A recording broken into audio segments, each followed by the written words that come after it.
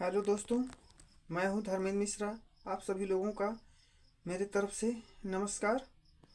आप सभी लोगों को मैं आज अब पास्ट इंडेफिनिट टेंस के बारे में बताना चाहता हूं। पास्ट इंडेफिनिट टेंस का आइडेंटिफिकेशन है।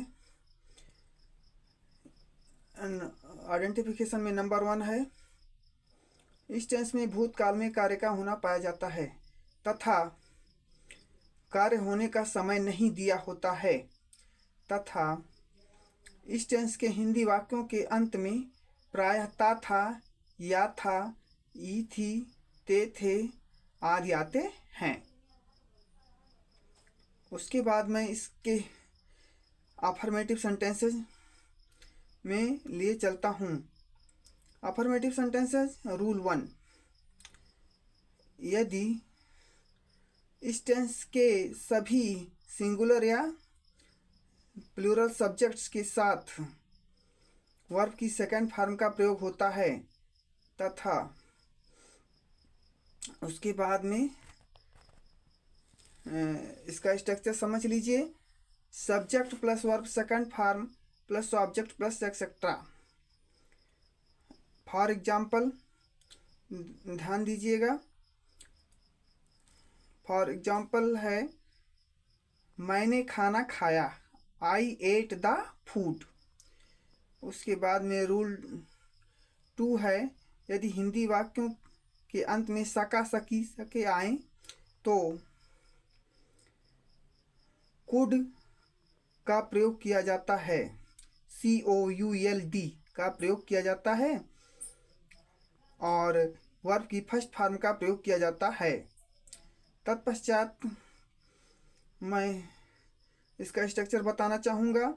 स्ट्रक्चर है subject plus could plus verb first form plus object plus etcetera. अतः उसके बाद में इसका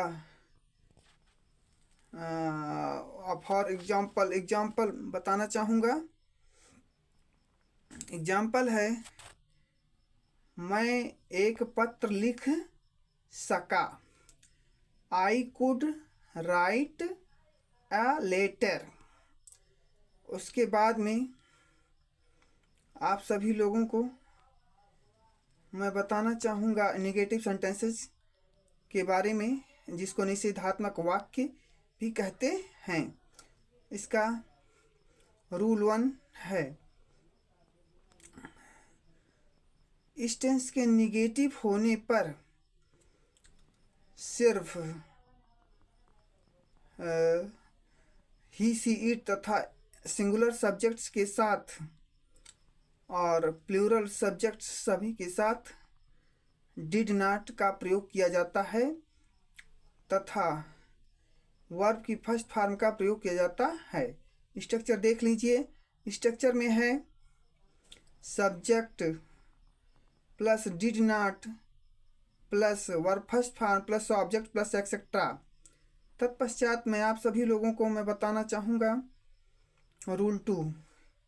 रूल 2 में है, यदि हिंदी वाक्यों में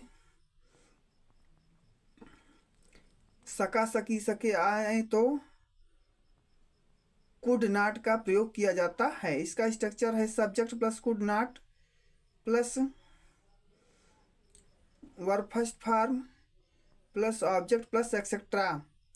इसके बाद मैं आपको इसका एग्जाम्पल बताना चाहूँगा। मैंने अपना होमवर्क नहीं कर सका, तो इसका हो जाएगा आई कुड नॉट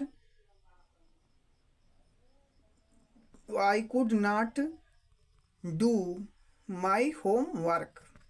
तत्पश्चात मैं आप सभी लोगों को बताना चाहूँगा रूल 3।